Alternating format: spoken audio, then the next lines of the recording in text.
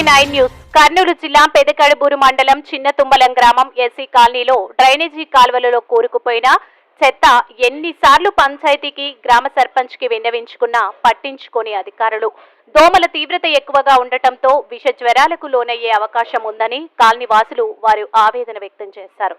ఇప్పటికైనా గ్రామ sarpanch Basamma, panchayat secretary Ayyappa Reddy drainage కాలువలను శుభ్రపరిచే విధంగా పలు చర్యలు తీసుకోవాలని గ్రామస్తులు కోరడమైనది. లేని పక్షంలో చిన్న తుంబలం గ్రామ ప్రజలు పెద్ద ఎత్తున కలెక్టర్ కార్యాలయానికి వెళ్లి ఆందోళన చేపడతామని ఆగ్రహం వ్యక్తం చేశారు. MC9 టీవీ న్యూస్ తో పెదకడుబూరు reporter yes Arun Kumar.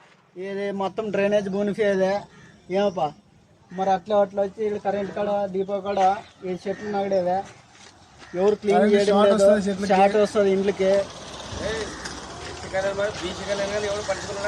SC colony ఎవరు పడుచుకున్నారు, సర్పంచ్ పడుచుకోవడం లేదు, ఇక్కడ రాజకీయ నాయకులు పడుచుకోవడం ఎవరు పడుచుకున్నారు, సొంతం చేసుకునే పరిస్థితి వచ్చింది. మొన్న గంగమ్మ జాతరలో బాపురంలో తీసారే ఏమి ఇక్కడ మా ఎస్సీ కాలనీలోనే బీసీ కాలనీలోనే ఇంకా ఇంతవరకు అయినా డ్రైనేజ్ తీయడం లేదు.